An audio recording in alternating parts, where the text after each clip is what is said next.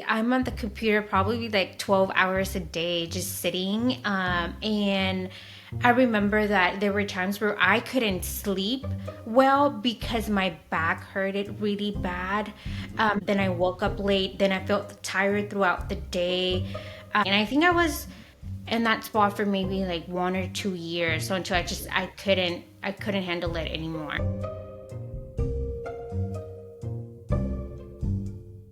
Hi, everyone, and welcome back to Boquillo the podcast. Today, we have John Holden from JH Injury and Performance with us. He specializes in injury diagnosis, rehabilitation, and performance enhancement.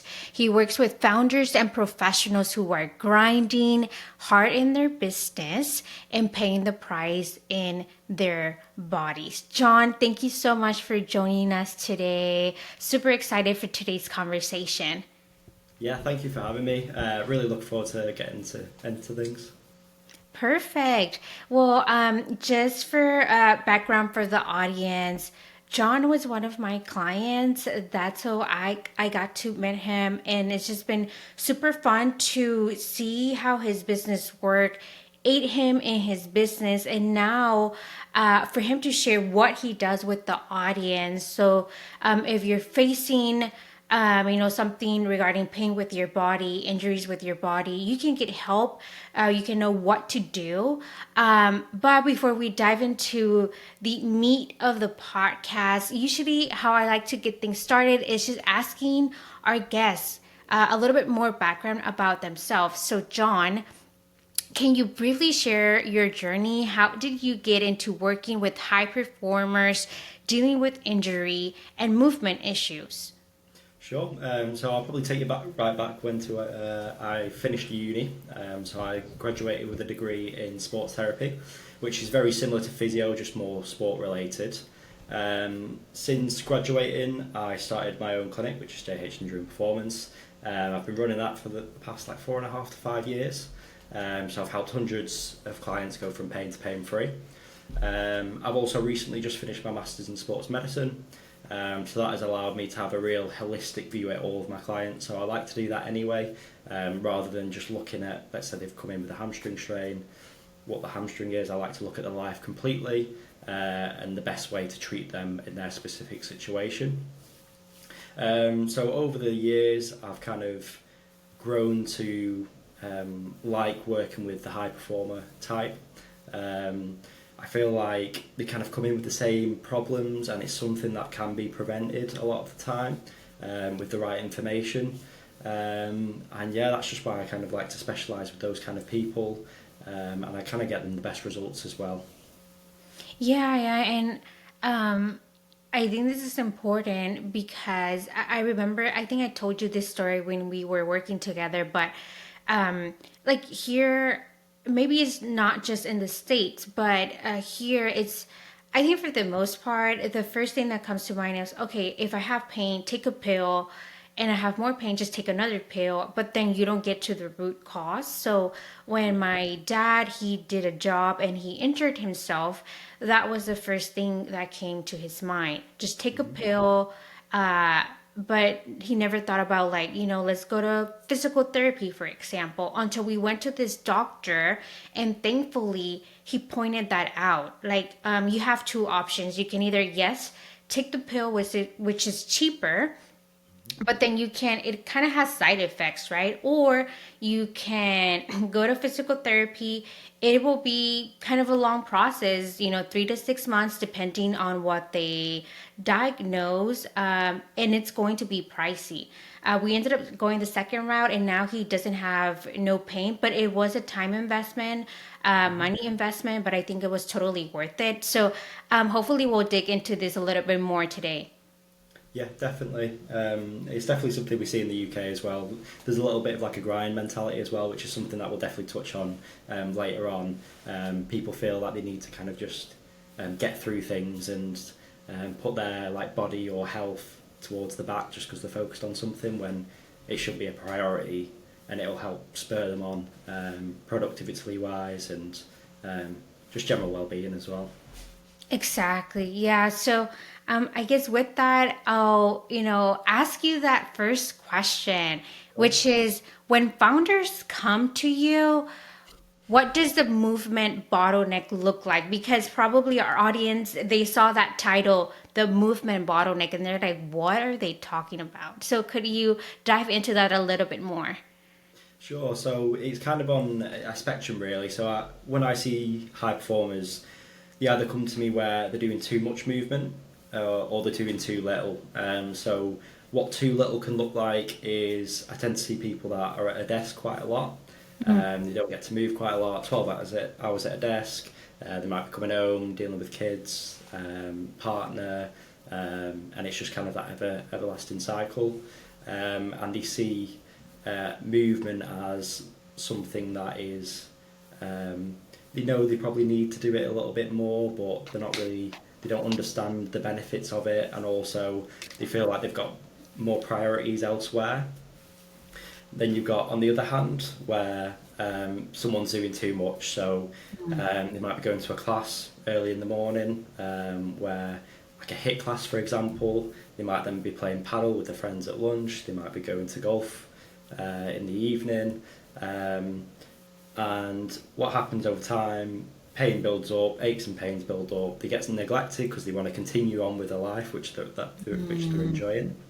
Um, and what happens is it then just makes them worse off the back end. So they might start experiencing a bit of back pain, and that might then spill into their daily life with work. So they might not be able to concentrate. They might not be able to sit down for long periods. They also won't be able to do the sport, which can have like various mental side effects, social side effects, all that kind of thing. So the movement bottleneck, it's very much on a spectrum where it's something that if it's not optimized and efficient, it can definitely affect both your business and also your daily life at home. Wow. And so, like, there's basically these two extremes. And Mm-hmm. so, definitely been on one side of it. I wish I could say, yeah, I've been in the one where I was too active that it was bad for Yeah. me. But unfortunately, I was on the other side where work from home. I'm working full time as I build my business on the side. And yeah, I would say I'm on the computer probably like 12 hours a day just sitting. And I remember that there were times where I couldn't sleep well because my back hurted really bad. Mm-hmm. So it ended up affecting my sleep. Then I woke up late. Then I felt tired throughout the day. But then I had to get stuff done. So then I ended up sleeping late. Like this whole cycle because of that. And I remember I then kind of bought a stand-up desk. I think that's what it's called. And so I was like, okay, maybe I'll try to like switch between sitting and standing with the stand-up desk. That sort of helped. Mm-hmm. Uh, but it wasn't still like perfect per se, because I could still feel like here in the back like pain. And I think it wasn't until I started walking like 20 minutes a day or something Mm-hmm. that sort of helped me, even like with stress, I would say, from like thinking on like how am I going to achieve this, how I'm going to solve this. The walk helped a lot. Maybe in getting ahead of myself, but a little change, big impact. But yes, just going back to this thing of like one pain led to so much trouble for me. And I think I was in that spot for maybe like 1 or 2 years, so until I couldn't handle it anymore. Yeah, and that's the reality for a lot of people. And I tend to see people when they are kind of in their like broken place where they're not able to pick the kids up, or they're really struggling with sleep, concentrating, not able to be active because of pain. So that's kind of where I see people at their worst almost. But like you said, if you can implement a little bit more of an active lifestyle for you personally back then, that would have definitely prevented the little niggle of back pain, because it's so minor when it begins, And you almost, I think people sometimes feel bad for complaining about it because it is so minor to begin with. Mm-hmm. But if you do take it for what it is and really look at how bad things can actually be, just nip it in the bud nice and early, because it is so easy to do. Like the 20 minutes of walking, that's something that I recommend all the time. Um, and like stand-up desks are becoming even more common now, which is amazing. But even putting like a walking pad under your desk, something like that, stick that on for 20 minutes.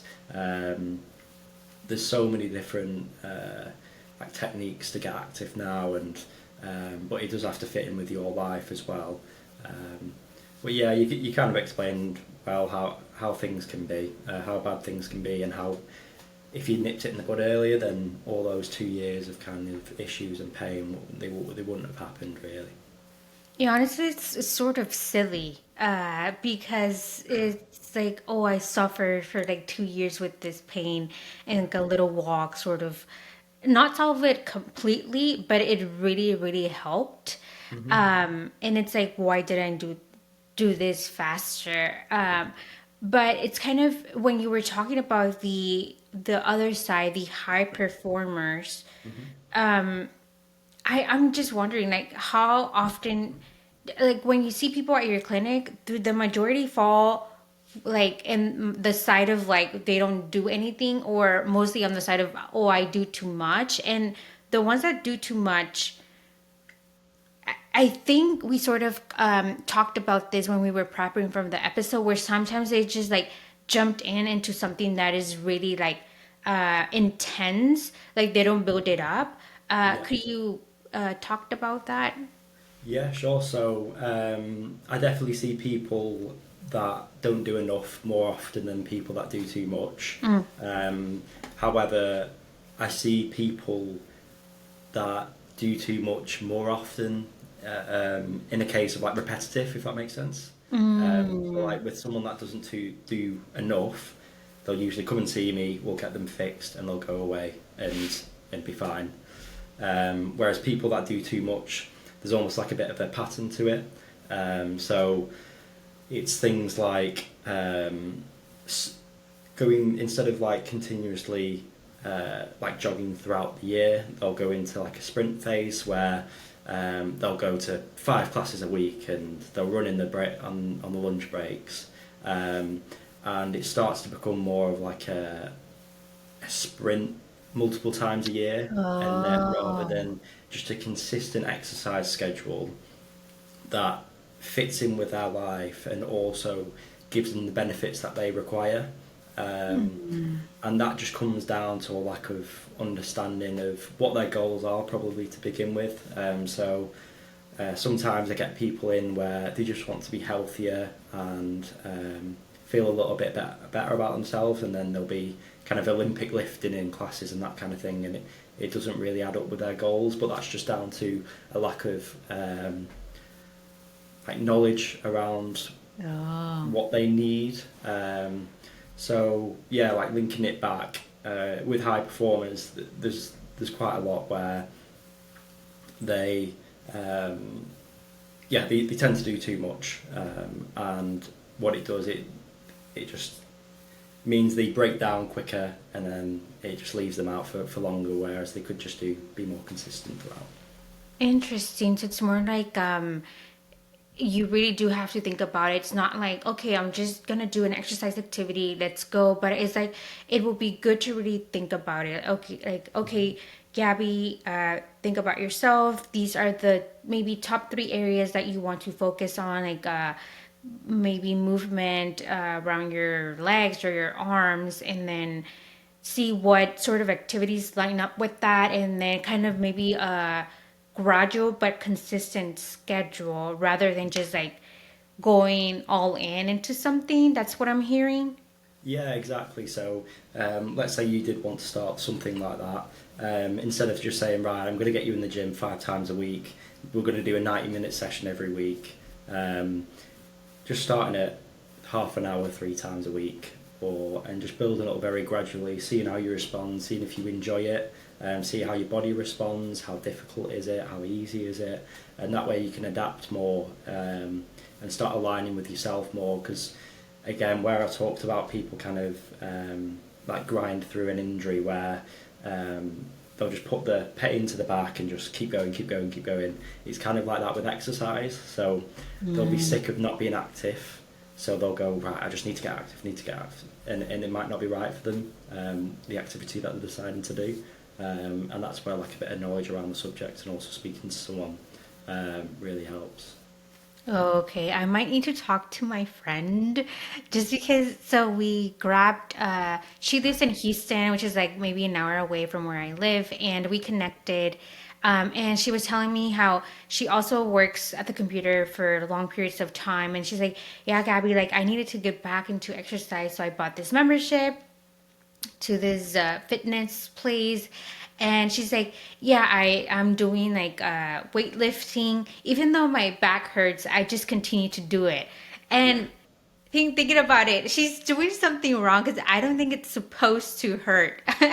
Yeah, it's things like that, and it happens all the time. Like with classes and group classes, um, it doesn't fit everyone in that room. It needs to be so specific to the person. So yeah, what you just described is a classic situation of someone that wants to get more active and just goes all in on something without really thinking about it and going, is this actually right for me? And that just comes down to the knowledge around the subject and obviously sometimes a bit of bad advice as well from the PT or whoever she's going to.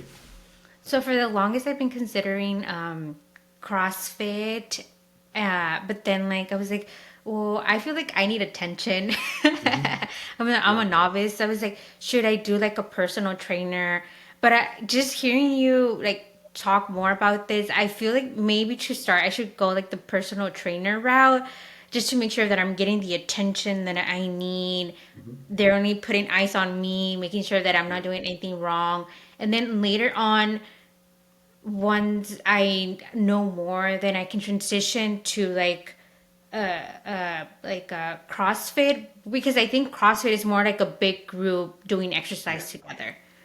Yeah, so you'll commonly see it in your like 6 a.m. sessions. So people will go in before work and they'll go through like a 50-minute hit workout or something like that. But with CrossFit and High Rocks has become a massive thing. Is the quite complicated movements, and for someone that's a complete beginner just going into that environment, it's a lot of demand on the body, and it requires a lot of technique, and that obviously leads to injuries quite a lot. So like your deadlifting, your clean and jerks, overhead presses, they're all quite complicated movements without a lot of stability there. So really common in group classes where someone's new to it, that they're not quite doing the right technique, and if they're consistently doing that over a number of weeks, you can see how the body will break down and kind of flag it Oh. with a bit of pain to begin with, um, which is what it does. Oh, wow. And then like if people don't know this, they could say like, well, I tried and went, but now I feel worse. So they Yeah, even like they stop altogether. yeah. Um, And they'll start attributing that to exercise. So I see it quite a lot where someone will come in who isn't active and they'll say, "Yeah, well, I tried the gym and it didn't work because my knees hurt," and it was they're attributing that little pain that they've had because they've done it wrong to them completely disregarding a set of exercise or exercise itself. Um, so I get some people where they feel like their body's too broken to exercise at all, and that isn't the case. It's just about building capacity for them to be able to cope with the load of exercise. Um, and people are in different journeys, but that's kind of the basis of capacity versus this load. oh, okay, wow. Okay. I'm definitely gonna do the trainer and then move scale up to that. Yeah, Yeah. because also another thing, yeah, with CrossFit, I've heard about like, yeah, like injuries, like it has a high level of injuries, but it can be prevented if you do it the right way. Because in a way, I was also like kind of getting scared from doing CrossFit altogether because I was like, well, I don't want to be injured, Yeah. but it seems like it's because people don't do it right. Maybe a lack of information. You Hmm. just go in, jump into it. You're not you're as you said, your body has not built up to that scale, so That makes sense. Okay, this is great information. Yeah, it's so common for people to do. CrossFit was so where I first had my first clinic. It was right around the corner from a CrossFit place, and it was a huge facility. And I got so many clients, and they were all coming in with the same problem. And it's just the overtraining, and it's just down to inexperience. So yeah, really common. Okay, for your Facebook and YouTube channel, and even any, I feel like you should talk about this, like CrossFit, and I just feel like there's left definitely a lack of information around this topic. Yeah. I'm so glad that you are uncovering this, and more people need to know about it. Yeah, it's because the thing is, the people that are obviously selling these programs are the PTs that want you in their kind of group and that kind of thing. So you can see why it happens. It's not obviously the PT's fault, but yeah, there does need to be more light shined on that because there is a chronic like overtraining problem, and particularly in sports like cross training, high rocks, and even running, where they see as more is better when in reality you can just set you back even further. You think if you train harder you'll improve quicker, but that's not the case. There is like a ceiling, and if you continuously go over that ceiling you will just get injured, and that's what happens. Oh wow, yeah, this can turn very scary, to very scary like situation. So yeah, it seems like for my audience, if y'all are active, just double check what you're doing is like okay. But if you're not doing anything, let's transition to this next question that I had for you, which is what's actually blocking high performers from taking care of their health? Yeah, so I think the big one is like a complete lack of understanding of what their health actually is to them. So I think people get trapped quite a lot on their goals, whether that's business or personal, um, and what and they start to put health as like a bit of like a secondary priority for them.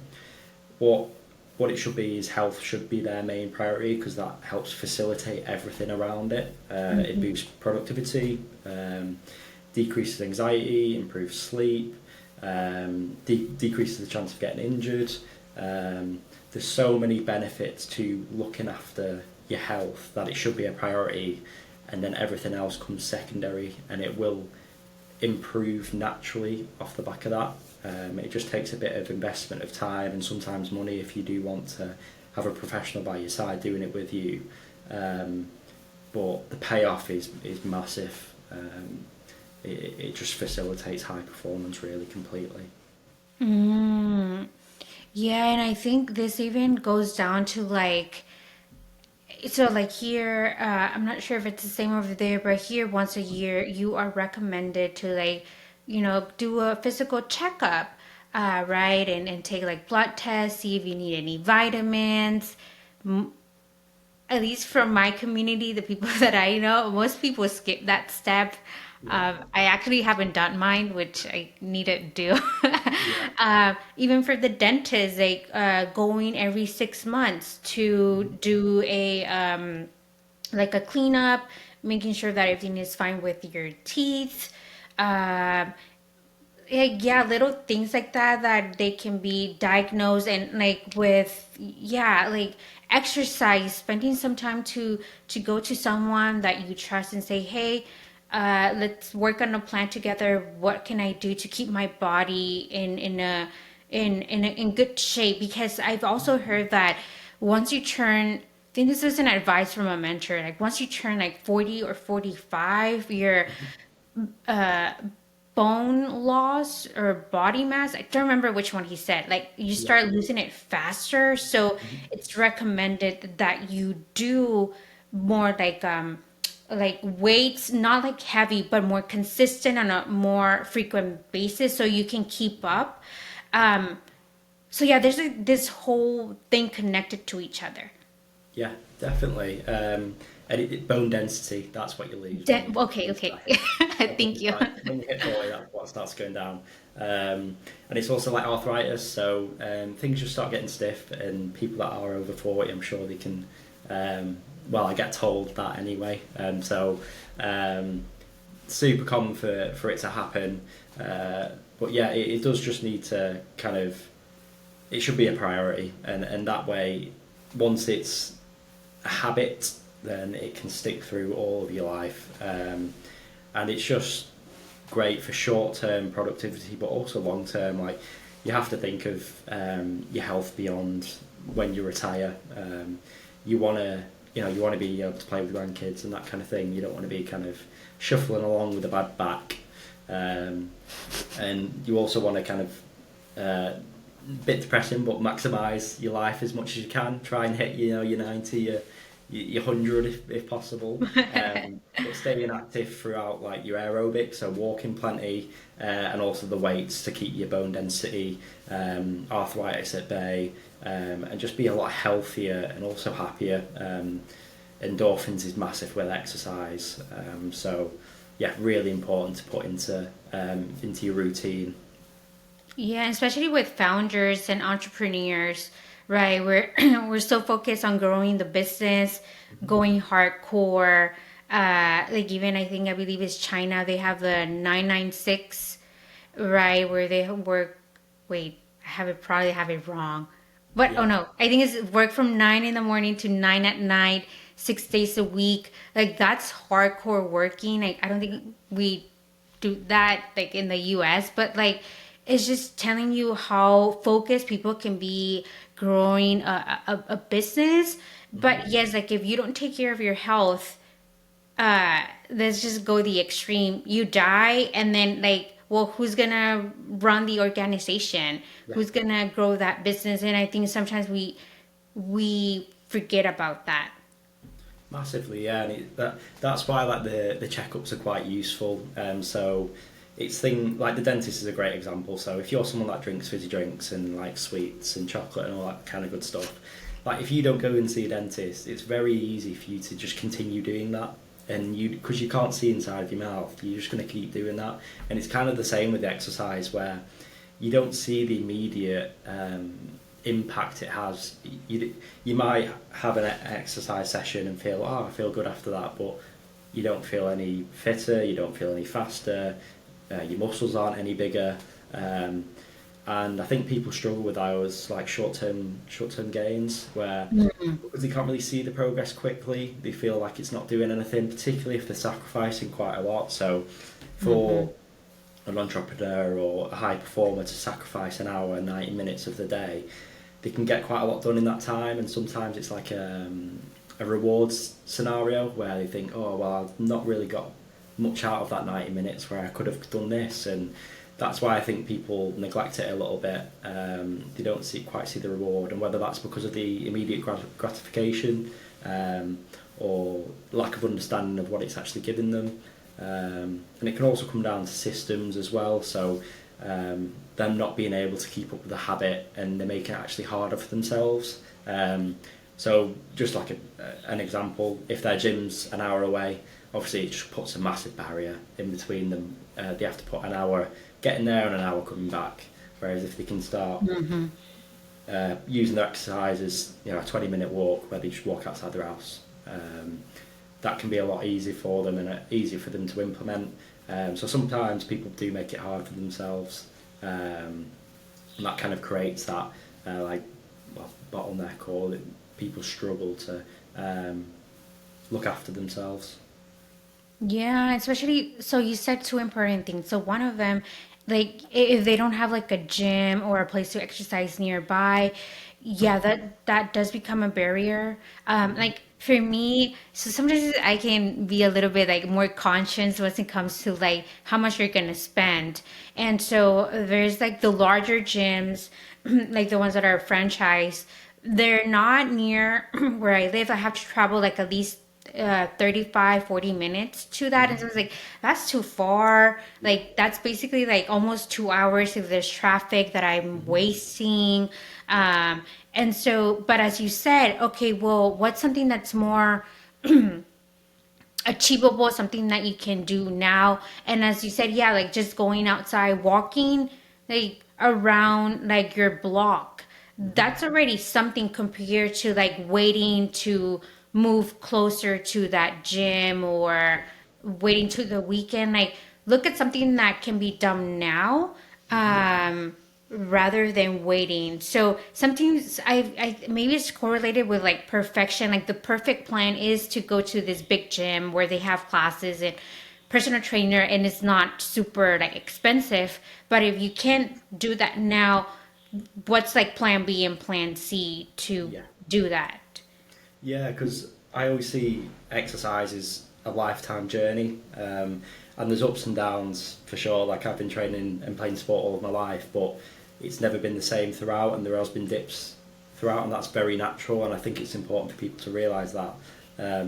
But it's important to stay somewhat active throughout. And so, for that example, where the gym's 35 to or an hour away, like, can you just get out on a walk every day and then maybe get to the gym once on a weekend? And it's those habits that will build up over time. And what you'll find is a lot of people start to enjoy the gym a little bit more, and they start thinking, no, you know what, I'm going to prioritise it a little bit more. And that way they stop seeing it as like a bit of a waste of time. They see it as necessary, or it starts to become a bit of a hobby which they enjoy. So instead of putting time in, oh no, I have to put time into my health, it's, oh, I get to put an hour into my hobby, and that becomes more enjoyable. Because there is also that where people see exercise as like a, not a demon, but you know what I mean, like, oh my god, I have to exercise. Whereas it can definitely be enjoyable. You just have to find the right thing for you. Yeah, and I think for walking, for me, I was like, oh, this is so boring. Like I have to walk. Um, it used to take me like 40, 45 minutes to walk like the trail that I took. Now it takes me like 30 minutes. Cool. But and it's I've been doing it maybe now for like 2 years Mhm. consistently. Yeah. And now I told you that the weather's kind of getting cold. So I'm like, Yeah. I don't like the cold. I don't want to walk. But since I've done it for so long, I know what I will be missing. Like you just feel refreshed. So I'm like, okay, I don't care it's cold. I'm gonna put like a jacket and I'm still gonna go walking Yeah. because I now know like the feeling after you walk. So that keeps me pushing.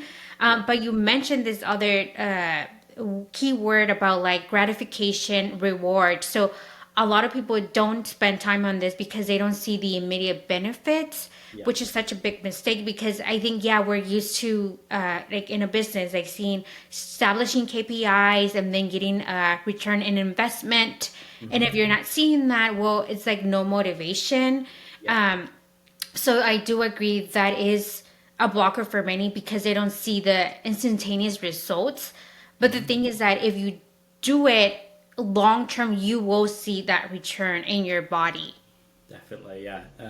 It's a lifestyle adjustment. That's how it should be looked at. It's exercise shouldn't be well, it is a necessity, but it shouldn't feel like that. It should just be part of your life, and something that you do for the benefit of your own self, and also the benefits that it gives you later down the line, and also um, once your consistency builds up, the immediate benefits that it does give you. Yeah, I think the last example I'll give, just I don't know if the audience, if this helps them. I Yeah. remember when my mom was trying to lose weight. This was like when I was little, and she had tried, the typical like, oh, eat salads, blah blah blah. But that was hard. And then I remember as a whole, the family as a whole, we changed. Like okay, we'll stop eating soda on a regular basis. We'll stop eating chips on a regular basis. We'll integrate like healthier items, like more like greens and fruits. And then we made that a family change. And then that helped her lose weight, and now it's sort of just normal for us where we drink soda maybe like, well, I don't really like to drink soda anymore, but like if they do like maybe once a month, Hmm. or so we didn't stop from doing it, but we just reduced the quantity, and now it's not like, oh, I have to go on a diet like in 3 months or so. It's just kind of who we are now in terms of how we Yeah. eat and what exercise we do. Yeah, so like the term going on a diet is quite it signals that you're only doing it for a specific time, whereas oh, I'm going to eat healthier. That's a lifestyle change. It means something that you're going to do forever, and that also guarantees better results long term rather than we talked about that jogging and sprinting cycle where, oh, I'm going to eat chicken and rice 5 times a day for the next 3 months, and then you stop in week 2 because it's awful. So it's, yeah, those things, taking down the barriers, and also just making life changes rather than uh, changes for months, if that makes sense. Mm-hmm. And yeah, and it's things like, so in clinic, I'll relate it back to like injury and rehab. Yeah. After someone is off the back of an injury, they usually have some post rehab stuff to do. So some exercises to keep on with to make sure they're keeping strong and pain free. Now this is like the worst. This is the biggest time that people drop off because they've got the result. They're back playing sport. They feel healthy, whereas they do still need to be doing some kind of work. So Mm-hmm. it's important to build that habit of having like resistance bands in place where they can see them, they can quickly do a couple of reps, a couple of exercises, and it's just making it easy for them to do. And that kind of relates back to your like diet example where if there's like chocolate biscuits in the cupboard, you're probably going to eat them. If they're not there, you're not going to eat them, and it's like those kind of things. Yeah, I know it's so true. It's like even after you took care of the main item, there still needs to be some work done to keep that up. And people do forget about that aspect.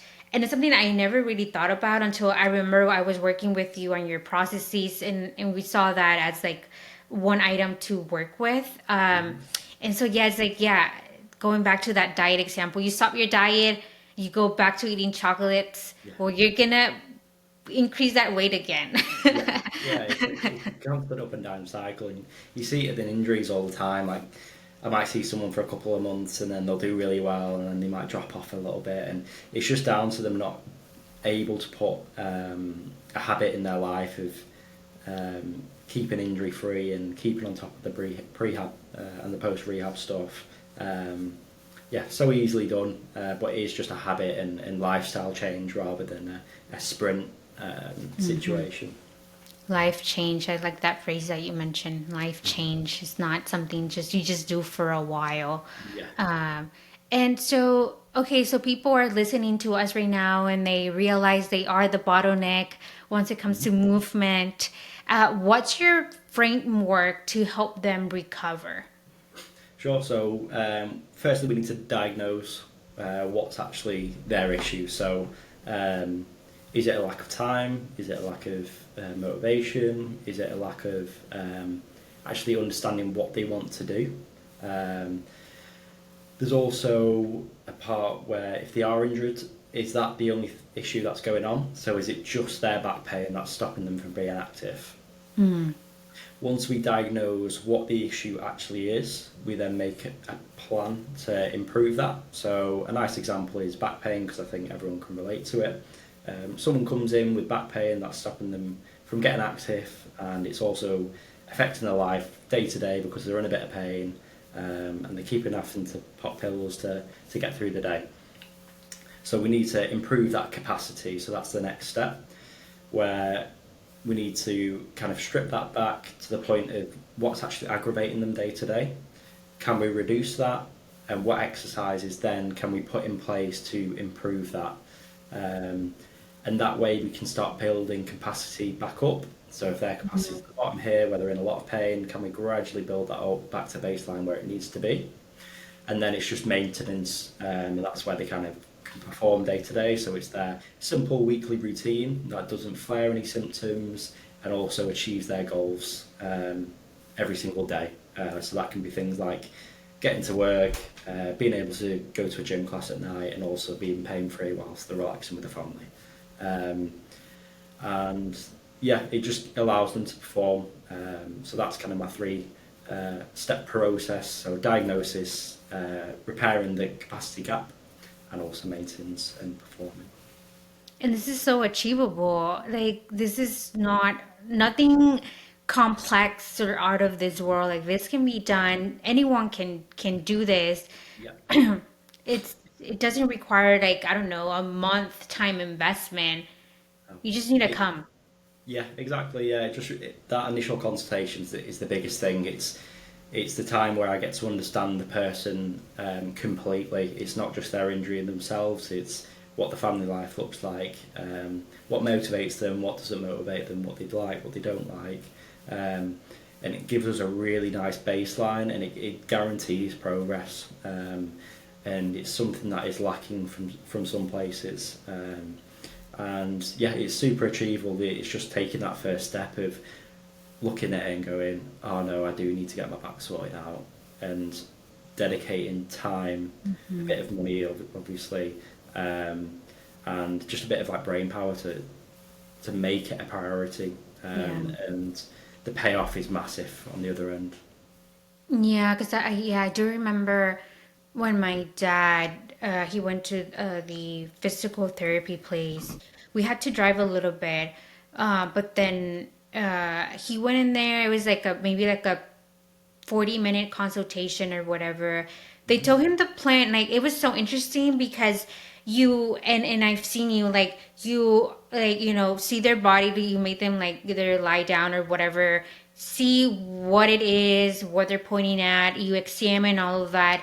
From that, it's so cool because you diagnose like a plan, like okay, this is what I see and I think this is what you need to do to fix it and this is how long it will take. Mm-hmm. And I remember my dad, when he was going through that process, yes, he had to make arrangements with work. Like, Mm-hmm. okay, like I'll rearrange to maybe work later in the day than in the morning. But he was just such a happy man after he went through Yeah. all of that. It genuinely is like a life changing process.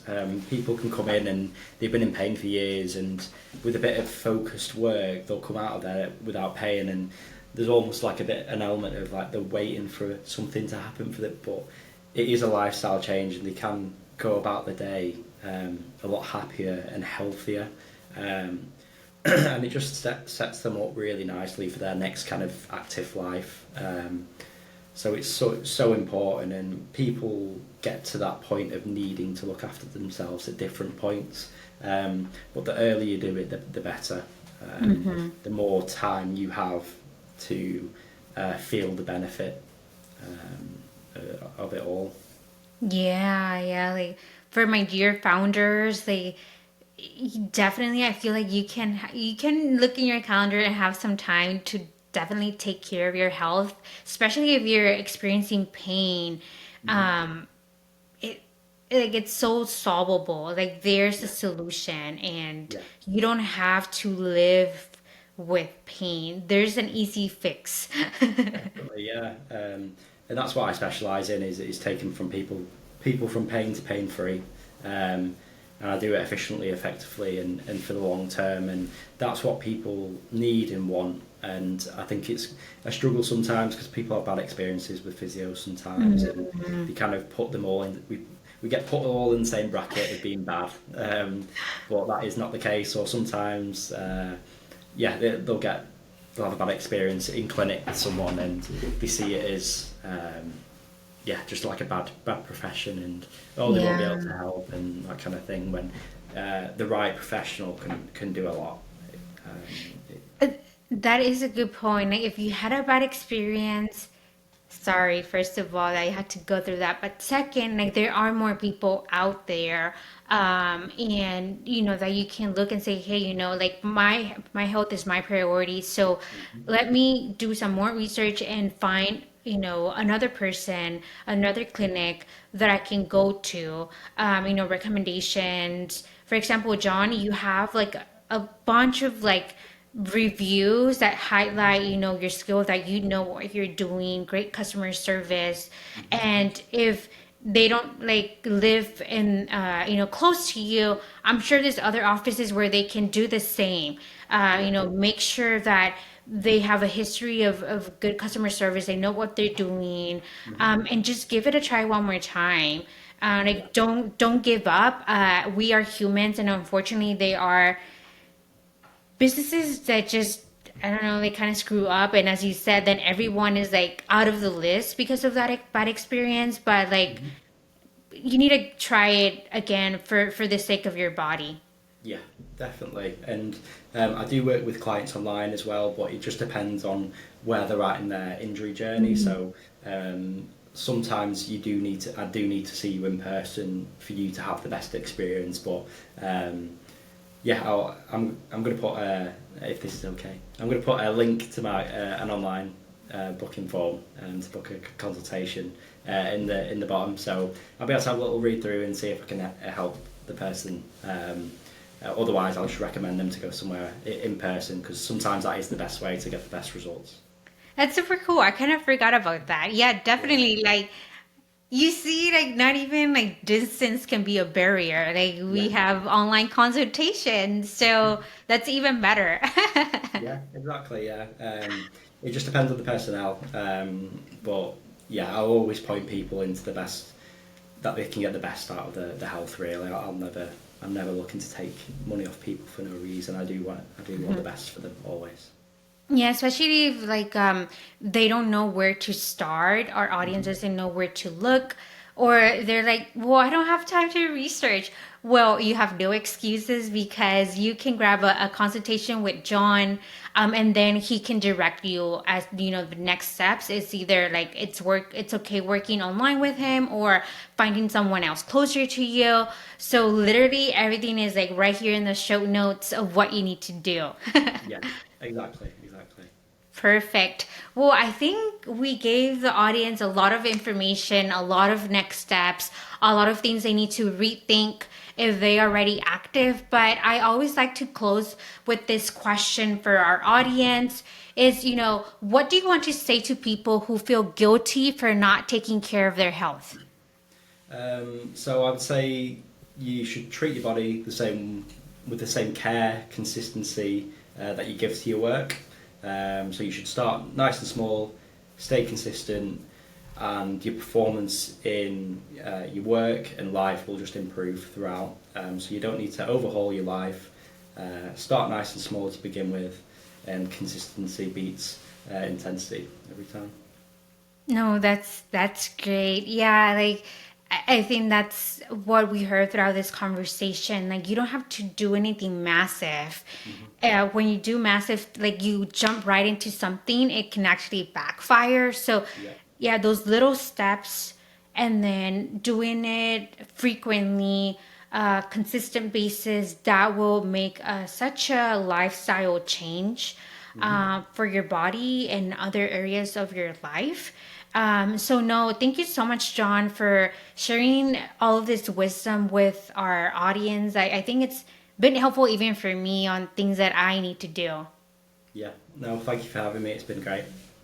Awesome. Well, to our audience, everyone that is listening, here's the truth. Your body is not separate from your business. When your body is the bottleneck, everything is the bottleneck. You can build the best systems, the best team, the best strategy, but if you're doing it from a body that's breaking down, you're still the bottleneck, and we don't want that. So, as I mentioned, the links to connect with John and myself are in the show notes below. And remember, you don't have to be the bottleneck. There's a system for everything, including taking care of your body that's running your business. So thanks for listening, and we'll see each other in the next episode. Bye bye, everyone.